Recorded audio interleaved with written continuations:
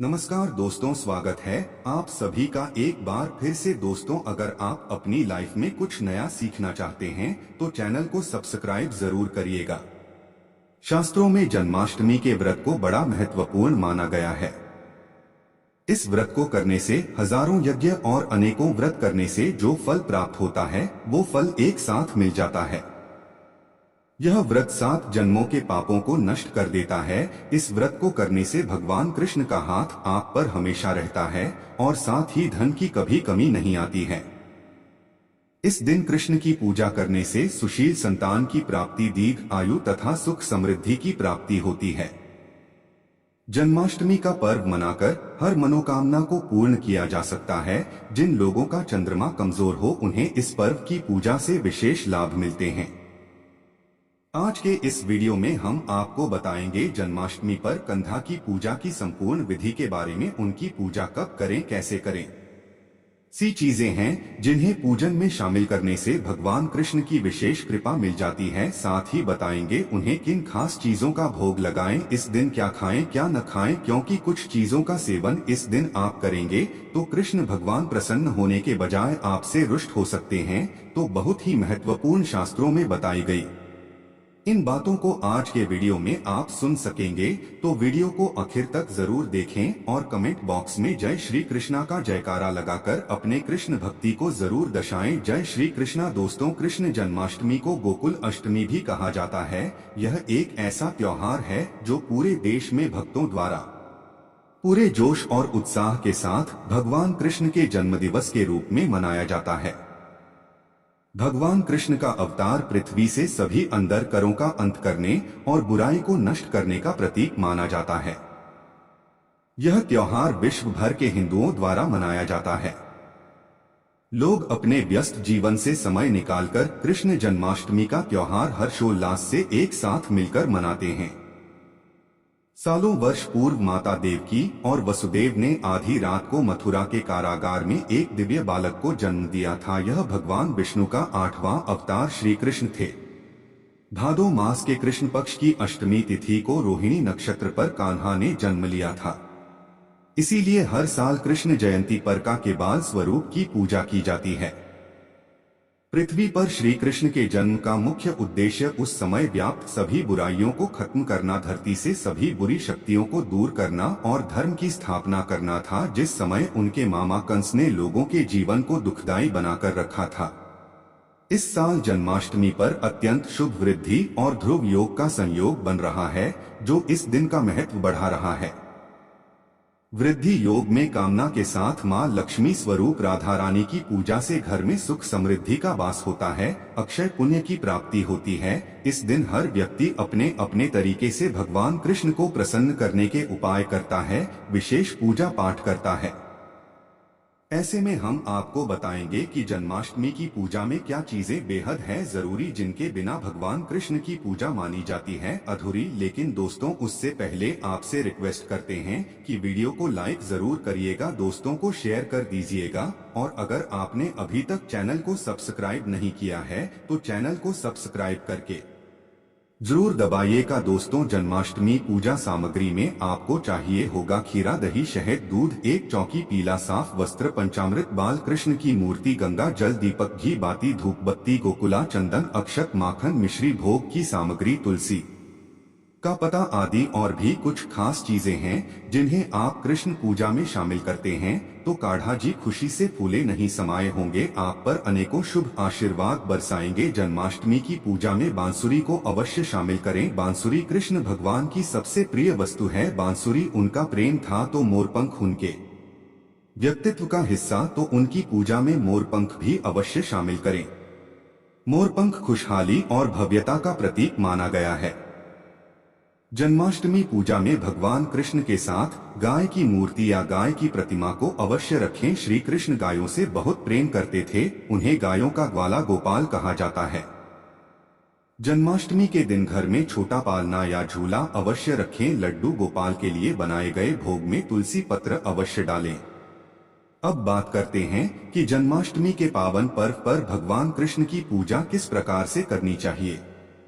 आप प्रातःकाल जल्दी उठें और स्नान आदि करने के बाद स्वच्छ वस्त्र परिधान करें। घर के मंदिर की साफ सफाई आपको एक दिन पहले ही कर लेनी चाहिए। वैसे तो जन्माष्टमी की तैयारियां पहले से ही शुरू हो जाती है, तो घर की साफ सफाई, घर के मंदिर की सफाई 1-2 दिन पहले ही हो जाती है। फ्यूचर भूत होने के बाद पूजा आरंभ कीजिए। जो नित्य की पूजा होती है वह पहले की जाती है, जैसे कि धूप दीप प्रज्वलित करें। प्रथम पूज्य गणेश जी के साथ सभी देवी देवताओं का पूजन करें। उसके बाद भगवान श्री कृष्ण का जो बाल स्वरूप है, यानी कि जो लड्डू गोपाल है, उनकी पूजा करें। कृष्ण जन्माष्टमी के दिन देवकी, वसुदेव, बलदेव, नंद, यशोदा और लक्ष्मी जी के नाम लेते हुए पूजा प्रारंभ करनी चाहिए। लड्डू गोपाल जी का आप जलाभिषेक करें। आप पंचामृत से अभिषेक कर सकते हैं, कच्चे दूध में केसर मिलाकर अभिषेक कर सकते हैं, गंगा जल से अभिषेक कर सकते हैं, केसर मिश्रित जल से अभिषेक कर सकते हैं। जैसी आपकी इच्छा हो भगवान कृष्ण का आप स्नान करवाएं, अभिषेक करें। उसके बाद उन्हें सुंदर वस्त्र धारण करवाएं।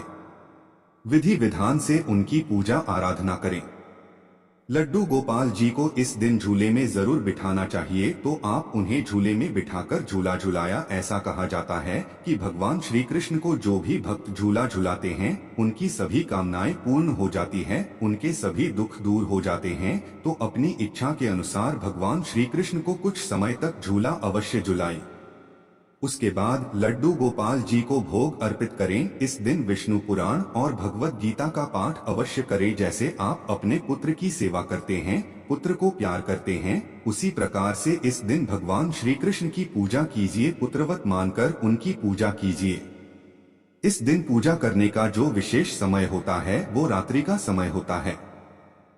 इस रात्रि में 12 बजे के बाद भगवान कृष्ण की पूजा की जाती है, उनका जन्मोत्सव मनाया जाता है। तो उस समय भी स्नान आदि करके विधि विधान से भगवान श्री कृष्ण की पूजा करें। फिर भगवान कृष्ण को झूले में बिठाए, झूला झुलाया, भोग अर्पित करें, उनके सामने मंत्र जाप करें, परिवार सहित बैठकर भजन कीर्तन करें।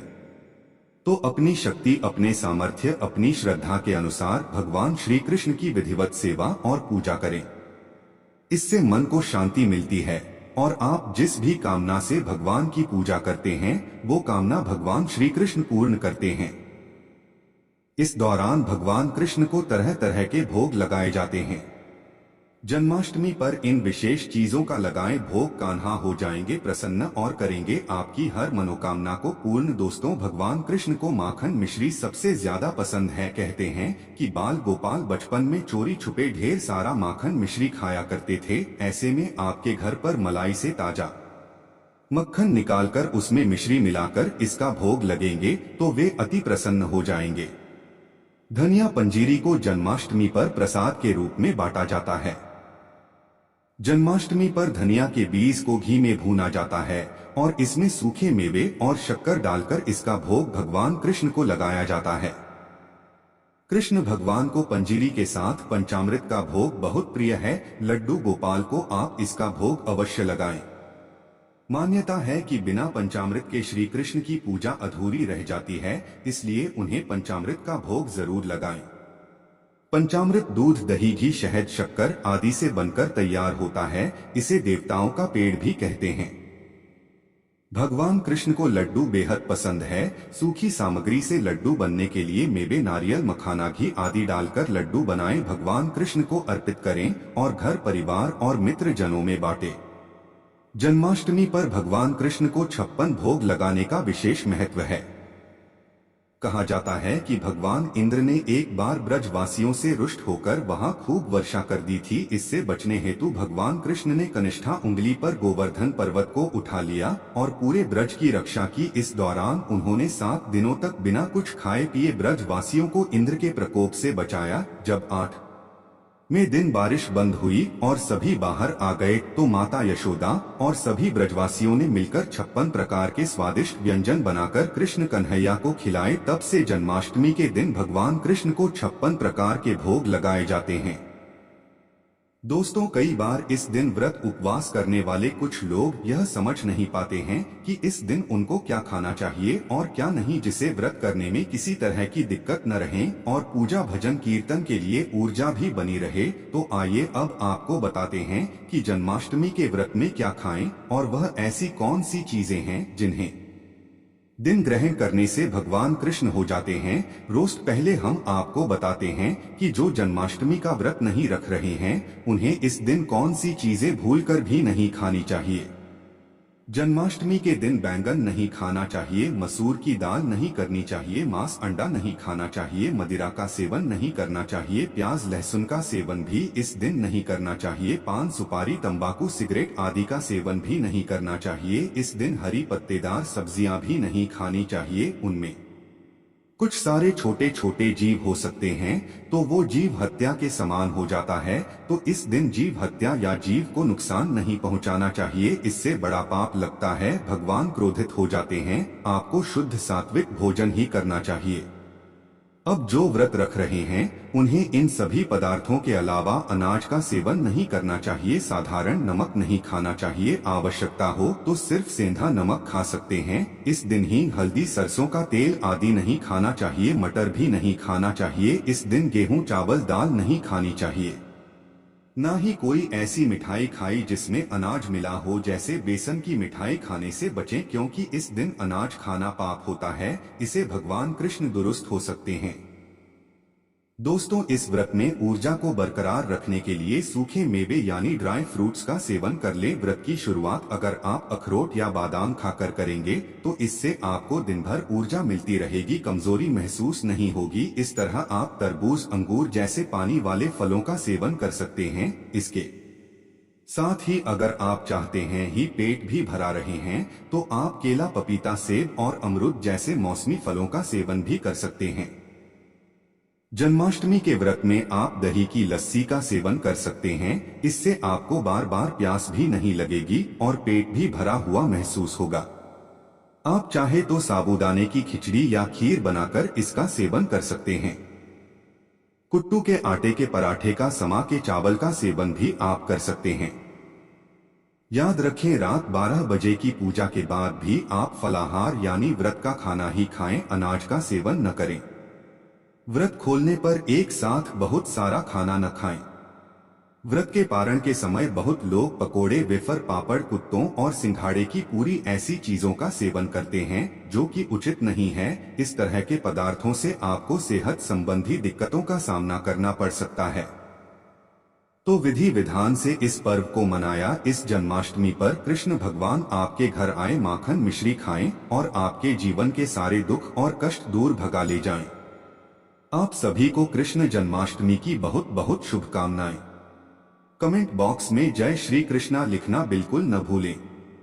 आज के लिए बस इतना ही दोस्तों। अगर आपको ये वीडियो पसंद आया है तो वीडियो को लाइक करिएगा, दोस्तों को शेयर जरूर करिएगा और चैनल को सब्सक्राइब करके बेल आइकन जरूर दबा देगा ताकि आने वाला नॉलेज बल्ब वीडियो आपको सबसे पहले मिले। दोस्तों, मिलते हैं अगले वीडियो में, तब तक के लिए गुड बाय, थैंक्स और वॉचिंग में वीडियो।